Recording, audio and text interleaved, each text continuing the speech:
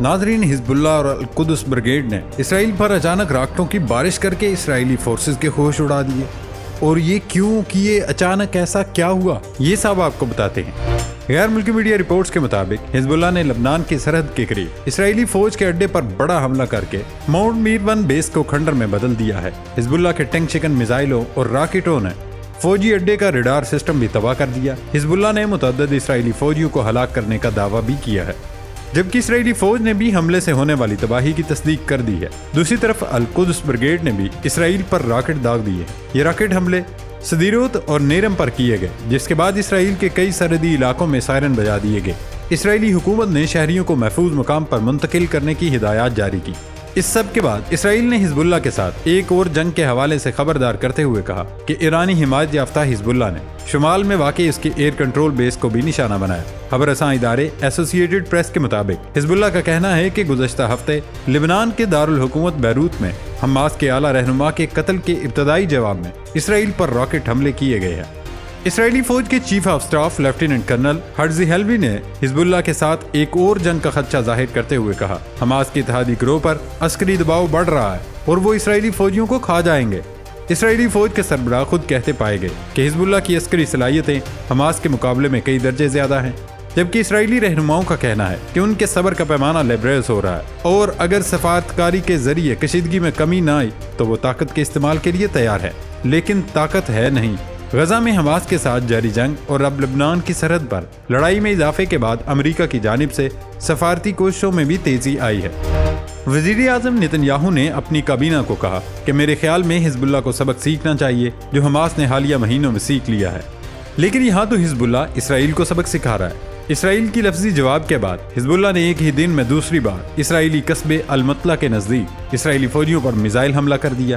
اس حملے میں ایک اسرائیلی ٹینک بھی تباہ کر دیا گیا، جبکہ متعدد اسرائیلی فوجیوں کے ہلاک اور زخمی ہونے کی بھی اطلاعات ہیں۔ حزب اللہ کی جانب سے جبل ہرمون کے اسرائیلی فضائی اڈے پر 62 راکٹ داغے گئے تھے، جس کے بعد اسرائیلی علاقوں میں سائرن بج اٹھے۔ دوستو، ان حملوں کے بعد اسرائیلی وزیر اعظم نتن یاہو نے لبنان اسرائیل سرحد پر حزب اللہ اور اسرائیل فوج میں جاری جھڑپوں کے حوالے سے حزب اللہ کو دھمکی دی اور کہا کہ اس کا جواب بھرپور دیا جائے گا، لیکن دلچسپ امر یہ کہ ایک بھی جواب نہیں دیا جا سکا۔ جواب اگر دیا بھی گیا تو کیسے، آپ خود ملاحظہ کر لیں۔ جب یہ سارے حملے کیے گئے تو اسرائیلی فوج کی جانب سے کوئی جواب نہیں دیا گیا، لیکن اسرائیلی فوج نے بدلہ لینے کے لیے ایک اور طریقہ ضرور ڈھونڈ لیا۔ ترک خبر رساں ادارے کے مطابق غزہ میڈیا آفس نے بتایا 7 اکتوبر کے بعد سے اب تک اسرائیلی فوج غزہ سے لاکھوں ڈالر کی نقدی اور سونا چوری کر چکی ہے۔ حالیہ حملوں کے بعد درجنوں شہریوں نے شکایات کی ہیں کہ اسرائیلی فوج نے ان کے پیسے اور سونا چرایا۔ چوری کی گئی نقدی اور سونے کے زیورات کی مالیت $25 ملین سے زائد ہے۔ رپورٹ کے مطابق چوری کی وارداتیں مختلف طریقوں سے انجام دی گئی۔ چیک پوسٹوں پر نقل مکانی کرنے والے افراد کے سامان کی تلاشی کے دوران ان کے نقدی اور زیورات چرائے گئے۔ اس کے علاوہ اسرائیلی فوج نے غزہ کے خالی کیے گئے گھروں پر بھی دھاوا بولا اور وہاں لوٹ مار کی۔ اس دوران بعض صہیونی فوجیوں نے تصاویر اور ویڈیوز بھی بنوائیں، جنہیں سوشل میڈیا پر اپلوڈ بھی کیا گیا۔ خبر ایجنسی کے مطابق ایک اسرائیلی اخبار نے اسرائیلی فوجیوں کی لوٹ مار کو غزہ میں منظم چوری کا نام دیا۔ اس سے قبل بھی euro Mediterranean human rights observatory نے بھی اپنی رپورٹ میں کہا تھا کہ اسرائیلی فوجیوں نے غزہ میں گھروں پر چھاپوں کے دوران چوری اور لوٹ مار کی۔ رپورٹ میں بتایا گیا کہ اسرائیلی فوج غزہ میں فلسطینیوں کے پیسوں اور سامان کی منظم چوری میں ملوث ہے۔ رپورٹ میں یہ بھی کہا گیا اسرائیلی فوج نے غزہ میں جان بوجھ کر املاک کی توڑ پھوڑ کی، فلسطینیوں کے سامان کی چوری کی اور لوٹ مار کے بعد گھروں کو آگ بھی لگا دی۔ ناظرین، آپ خود اندازہ لگا لیں کہ اسرائیل کس طرح جواب دے رہا ہے۔ اب تو دوسرا پینڈورا باکس بھی کھل گیا ہے۔ غزہ میں اسرائیلی فورسز کی جانب سے کیمیائی ہتھیاروں کے استعمال پر بار بار بحث کی جا رہی ہے، لیکن ٹھوس ثبوت آج تک پیش نہیں ہو سکے۔ تاہم اب ایک برطانوی سرجن نے گواہی کے لیے خود کو پیش کر دیا۔ الجزیرہ کے مطابق غزہ کے اسپتالوں میں کام کرنے والے ایک 54 سالہ برطانوی فلسطینی ڈاکٹر غسان ابو ستتا نے کہا کہ وہ چاہتے ہیں کہ اسرائیلی حکام کے جنگی جرائم کے خلاف ان کی گواہی کو عالمی عدالت انصاف میں قانونی چارہ جوئی کے لیے استعمال کیا جائے۔ ڈاکٹر غسان ابو ستتا ایک پلاسٹک سرجن ہیں جو جنگوں میں زخمی ہونے والے لوگوں کی سرجری میں مہارت رکھتے ہیں۔ انہوں نے مسور فلسطینی علاقے غزہ میں رضاکارانہ طور پر 43 دن گزارے۔ غسان نے زیادہ تر شمال میں الاہلی اور الشفا اسپتال میں خدمات انجام دی۔ غسان ابو ستتا نے برطانیہ کی سب سے بڑی پولیس فورس کو ان زخموں کے حوالے سے گواہی دے دی ہے جو انہوں نے غزہ کے اسپتالوں میں دیکھے۔ اور ان استعمال شدہ ہتھیاروں سے متعلق بھی جو مبینہ جنگی جرائم کے بین الاقوامی فوجداری عدالت ICC کی تحقیقات کے لیے جمع کیے جا رہے ہیں۔ وہ اپنی اس بات پر مضبوطی سے ڈٹے ہوئے ہیں۔ انہوں نے غزہ کے اسپتالوں میں سفید فاسفورس سے جلے زخموں کو علاج کیے۔ یہ ایک ایسا کیمیائی ہتھیار ہے جو بین الاقوامی قوانین کے تحت ممنوع ہے۔ انہوں نے AFP کو بتایا، سفید فاسفورس سے بننے والا زخم ایک خاص طرح کا ہوتا ہے۔ فاسفورس جسم کے انتہائی گہرے حصے تک جلتا رہتا ہے، یہاں تک کہ ہڈی تک پہنچ جاتا ہے۔ انہوں نے درد مندی کے ساتھ کہا کہ ان مظلوموں کے ساتھ ضرور انصاف ہوگا، چاہے اس میں 5 سال لگ جائیں یا 10 سال۔ دنیا میں طاقت کا توازن آخر کار فلسطینیوں کو انصاف دینے کی اجازت دے دے گا۔ دوستو، ایمنسٹی انٹرنیشنل نے بھی دعویٰ کر دیا کہ اسرائیلی فورسز نے جنگی جرائم کا ارتکاب کرتے ہوئے غزہ میں شہری آباد پر سفید فاسفورس کے بم استعمال کیے۔ ایمنسٹی انٹرنیشنل کی سینئر کرائسس ایڈوائزر ڈوناٹیلا نے کہا کہ ایسی مصدقہ تصاویر اور ویڈیوز سامنے آ چکی ہیں جن سے ثابت ہوتا ہے کہ اسرائیلی فورسز نے غزہ میں وائٹ فاسفورس کے بم استعمال کیے۔ ناظرین، کل کی شدید لڑائی کے بعد بھی سفید فاسفورس کا استعمال کیا گیا۔ عرب میڈیا کے مطابق لبنان سے حزب اللہ کے حملے کے جواب میں اسرائیل نے صدرن لبنان پر مہلک کیمیکل سفید فاسفورس والے بم داغ دیے ہیں، جس سے زیتون کے ہزاروں درخت جل کر راکھ ہو گئے۔ حزب اللہ کے راکٹ حملوں کے بعد اسرائیل نے جنوبی لبنان میں متعدد اہداف کو نشانہ بنایا۔ اسرائیلی ڈیفنس فورس نے ایکس پر کئی حملوں کی فوٹیج شیئر کر دی ہے، جن میں کئی عمارتوں اور دیہی مقامات کو نشانہ بنایا گیا۔ دوستو، بین الاقوامی قوانین کی اس قدر خلاف ورزی کے بعد دنیا اگرچہ نکل رہی، لیکن دوسری طرف اسرائیلی خود بھی نکل گئے ہیں اور نتن یاہو کو گھر جانے کا کہہ دیا ہے۔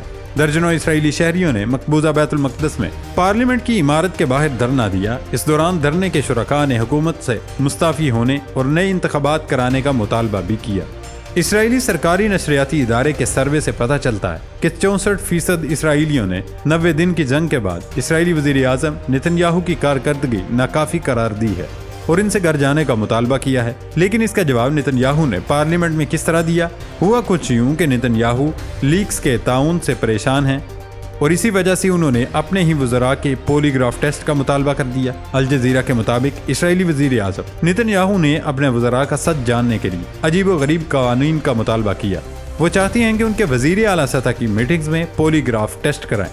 نتن یاہو نے اپنی کابینہ میں بری طرح پھیلنے والے لیکس کے تعاون کی سخت الفاظ میں مذمت کی اور کہا کہ ہر اس شخص کو جو کابینہ اور سیکیورٹی سے متعلق ہونے والی میٹنگز میں بیٹھتا ہے پولی گراف ٹیسٹ کرنا چاہیے۔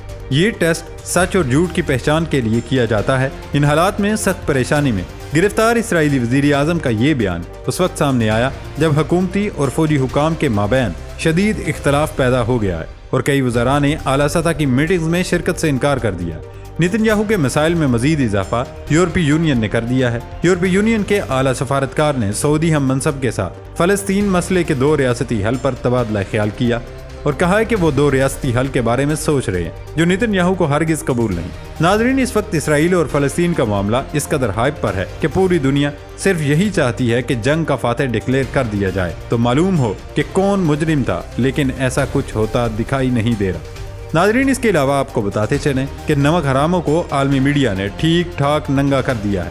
عالمی میڈیا کے مطابق افغانستان ہمسایہ ممالک میں دہشت گردی پھیلانے کا ذریعہ بن رہا ہے۔ پاکستان کو کالعدم TTP سے خطرات کا سامنا ہے تو اب ایران بھی داعش کے ساتھ نمٹ رہا ہے۔ عالمی خبر رساں ادارے رائٹرز کے مطابق CIA نے تصدیق کی ہے کہ داعش افغانستان ایران کے شہر کرمان میں خودکش دھماکوں کی ذمہ دار ہے۔ طالبان کا میڈیا ونگ کرمان حملوں کو ایران کے خلاف ایک بین الاقوامی سازش کے طور پر بھی پیش کرتا رہا اور اسے اسرائیل کے قبضے کے خلاف ایران کی فلسطین نواز خارجہ پالیسی کے موقف سے جوڑتا رہا۔ افغان طالبان المرصاد کے ایکس اکاؤنٹ کے ذریعے الزام تراشی کے لیے 3 الگ الگ بیانیے جاری کر رہا ہے۔ طالبان کا میڈیا ونگ کرمان حملوں کو ایران کے خلاف ایک بین الاقوامی سازش کے طور پر بھی پیش کرتا رہا۔ المرصاد نے ایران پر الزام لگاتے ہوئے دعویٰ کیا کہ افغان حکومت نے داعش کی سرگرمیوں کے بارے میں معلومات شیئر کی۔ رپورٹ کے مطابق افغانستان علاقائی استحکام کو متاثر کرنے والی دہشت گردانہ سرگرمیوں کا مرکز بن گیا ہے۔ افغانستان سے پھیلنے والی دہشت گردی پورے خطے کے لیے ایک بڑا خطرہ ہے۔ افغانستان کے ہمسایہ ممالک اس دہشت گردی کے اثرات کا مسلسل شکار ہو رہے ہیں۔ دوسری طرف آپ کو یہ بھی بتاتے چلیں کہ مالدیپ کے نومنتخب صدر محمد معیزو کے مودی سرکار کی مداخلت کے خلاف اٹھ کھڑے ہونے سے بھارت کے مالدیپ کے وسائل پر قابض ہونے کا بھارتی خواب چکنا چور ہو گیا۔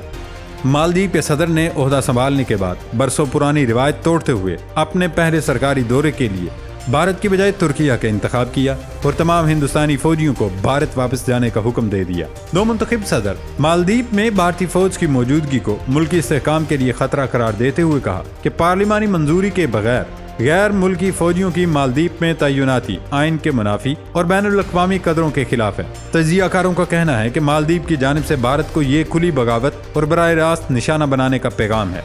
इससे कबल खालिस्तान तहरीक के सिख रहनुमाओं के कत्ल की साजिश पर मुल्की मुदाखलत के तनाजर में भारत के पहले ही कनाडा और अमरीका के साथ ताल्लुकात तनाव का शिकार हैं, जबकि लद्दाख के मामले में चीन भी भारत से नाराज है। मालदीव हुकूमत के इन इक़दामात के बाद इंडिया के सबसे बड़े ट्रैवल प्लेटफॉर्म्स में से एक ने सेहत पर इन्हिसार करने वाले मुल्क मालदीव के लिए परवाज़ों की बुकिंग मुअत्तल कर दी।